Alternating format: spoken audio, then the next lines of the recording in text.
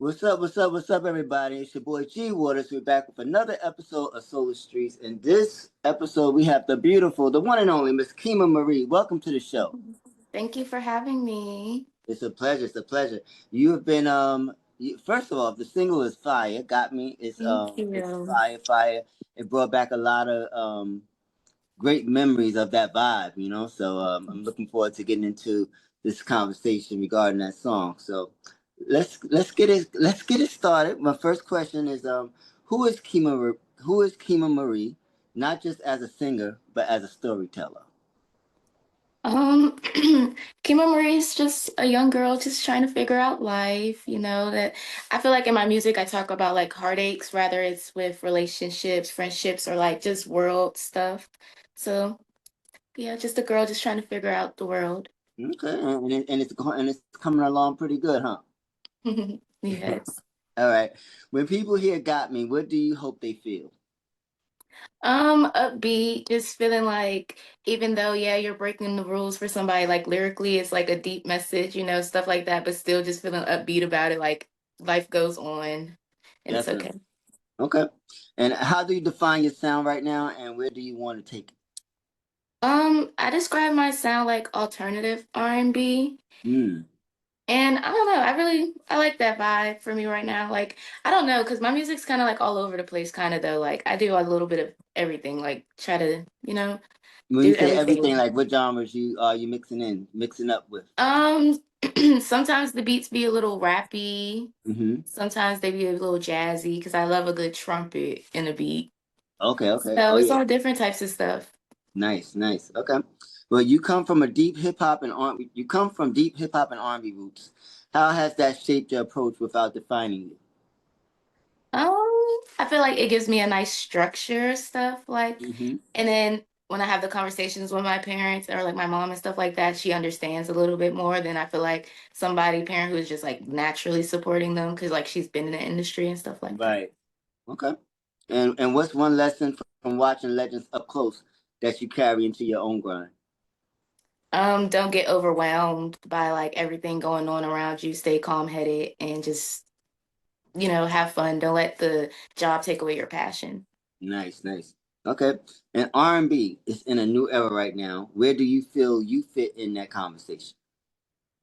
I feel like I'm just bringing like a new sound where it's still like R&B, but it's a little different. Just a new sound. I feel like that's what I'm bringing. Okay. And what do you think today's artists, including yourself, are bringing that the culture has been missing? Um, I feel like free will with our self-expression, like we're not scared to say certain stuff. Mm-hmm. Well, certain people, I feel like, because it's still cancel culture, but Right, to a right. certain extent. Do you care about cancel culture at all, as far as it Um, relates to your music? Is there something you won't sing about, talk about? I mean, a little bit, but not really. Okay. Like everybody that knows me, I say all the time, I'm probably gonna be getting canceled a lot because I have no Oh my filter. God. But Well, not we're really looking for it. Keep it sometimes. interesting for sure, right? Yeah. Okay. So when people see your name in 5 years, what do you want it to stand for? Just positivity, like girls, like I said, finding their self and being okay with being, confused in life. Like, I don't know, I just want to embrace like girls being on like a self-finding journey and stuff, and it's being okay with you not knowing who you are. Not being okay with knowing with wait, say that again? Being okay with not knowing who you are. Just Not yet, knowing who you are. Yeah. Okay. I mean they need to understand that that's okay because it takes a minute. Yeah. So that's a fact. All right, so got me feels like a statement. What's the bigger plan behind it? A project, visuals, collabs? So got me like it was just a single I really liked and it was like good. I feel like it was a good first single. Mm-hmm. But I'm definitely gonna put out a project that is probably gonna be on and stuff like that. I'm working on my EP now. And who produced Got Me?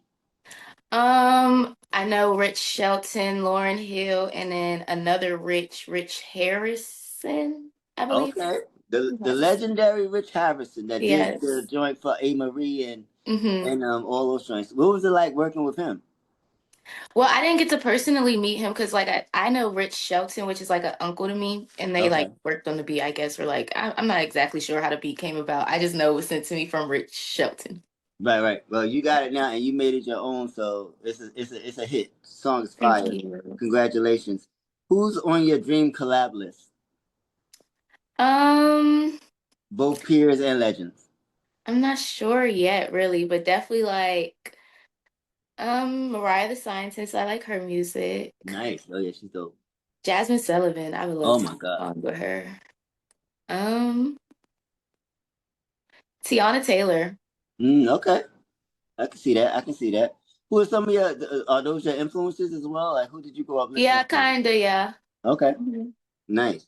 What's one thing fans don't know about you yet, but they will soon? I'm into fashion also. Like I want to do like a fashion brand also. So like I went to school, I mean SCAD for fashion design. So Mm-hmm. yeah, I'm into Dope. Okay. You've moved with a real sense of purpose. What does authenticity mean to you in an era where image overshadows impact? um it means a lot because I say that all the time. Like when people be like, "Oh, so what kind of artist would you compare yourself to?" I'd be like, "None." Like, and then that's what like my manager and everybody says. Like I just bring like a new vibe, a new I don't know sound and stuff like that. Like I feel like people that try to come and be their self do better than the person trying to mimic somebody else. Mm-hmm. So. True. Okay. Let's see. Where was there ever a moment where you almost lost faith in your music, and what pulled you back? Yeah, I've been doing music since I was like 15, 16 recording, and I've only like put out two songs prior to this, but like I've never really promoted them for real. And then like, yeah, I've definitely lost hope. Like I was like, okay, I'm over this, da da da I da. thought But you were I feel 16, like 17 now. no, I'm All 22. right. Still young, still young, still got a lot to learn, Yes. lots of, that's what's up. Well, Yeah. we are supporting you here on the Solar Streets, and it's an honor and we to have you on and definitely to be Thank supporting your you. music. Let's see. When you're in the studio, what's the first thing you look into? Lyrics, melody, or emotion? So I normally write prior to going to the studio. So when I'm in the studio, I normally just try to feel like emotion. Hmm. Yeah, I normally try to create a little vibe, go in the Yeah. booth, try to get it nice and dark. Yeah, that's important. So then when the lyrics come, you can just tap right in Yeah. and go into it. You Hmm. do any acting as well? No, I do want to get into it though. Nice, nice. I can see you doing really well in that as well. Okay. Do you write from personal experience, observation, or imagination? And how do you know when a record is truly you? I feel like I write from all three. Mm, Cause like I might start a song off being personal, then I might like turn it. Cause I feel like when you're writing a song, it's all about storytelling, but at the same time, you got to write what fits. right. So yeah, like I write from all three because it'd be personal, but then I might flip it into something like somebody else told me. Then I might just flip it up with a accusation I might have came up with and how it would have played out if it was true. Like it really just depends Just on the depends. vibe. Okay. Yeah. Was Got Me a personal song for you? Yeah, a little bit, some of it, some of the Okay. lines. Like I feel like all the songs are gonna have like some lines that hit more personal than other lines that were just like, Okay. fillers. Nice, nice. And as a woman carving space in R&B, what do you want younger artists watching you to learn from how you move? Um, like I said, just to, it's okay not to know who you are at first and just to be patient with the process, don't get overwhelmed and have Mm-hmm. fun and stay And true to yourself. would you say that you're at the point where you know who you are now as a woman, as an artist, or is that something you? I mean, you learn every day, and but as Yeah, far as no. the base, you got the foundation of who you are now, how you want I to feel proceed. like I have a foundation, but like not really. Like I said, I'm only 22, and I feel like your 20s is when you're really finding yourself. Like when Hmm. you're younger, you're in school, your parents are making so many decisions for you. Like your 20s is when you really start to find yourself. So this is the era of you taking control of your journey. Yeah. You on your Janet Jackson right now. I don't really know hers. I'm not gonna say that because I don't really know her story too in depth yet, but Look, she had the song "Control" when she took over and like when she stopped listening to her parents and stuff like that, and hmm just musically started taking on her own, telling her own story. That she called her hmm album "Control." So So, that's why I I feel like my referenced parents always have been supportive of whatever I wrote. Like stuff like that. So no, I feel like they give me creative control and stuff like that. But just Nice. like I'm just talking about like, life decisions, you know. Gotcha. Okay. Well, you have a smash single on your hands, and it's refreshing to hear that sound again, and it be done very well. And so congratulations on that single, and I thank you so much for being a guest here on the Solar Of Streets. course, thank you for having me. Yes. How can the people find you on social media? KIMAXMARIE on all platforms. Nice. Is there any one you want to shout out before we go? Shout out my mom and dad and manager, Courtney, Yes. and then And for Ron for my PR. Or I forget. I know he sets up the interviews for me yeah. though. So, and for those who may not know, and who exactly is your mom? My mom is Kima. She was in the group called Well, she is in the group called Yes, Total yeah. that was signed to Bad Boy record label. And with being with Kima being your mom, like what were some of the stories you that's like? What was the impact that Total have on your journey? Just being in the Well, midst of it. yeah, in 2016 they went on the Bad Boy tour, and that's like what really made me want to start doing music for myself. Like Okay. seeing her up on that big stage and all the people, all the lights. That was like she did shows prior to that, but like in stadiums, that was my first time seeing her in the stadium and stuff like that. And when you saw that performance, you was like, "Oh, I see me and you, mom." Dope. Well, this has been fun. Thank you so much once again for being a guest on Solar Streets. Looking forward to seeing the single flourish and Thank you. you doing the same.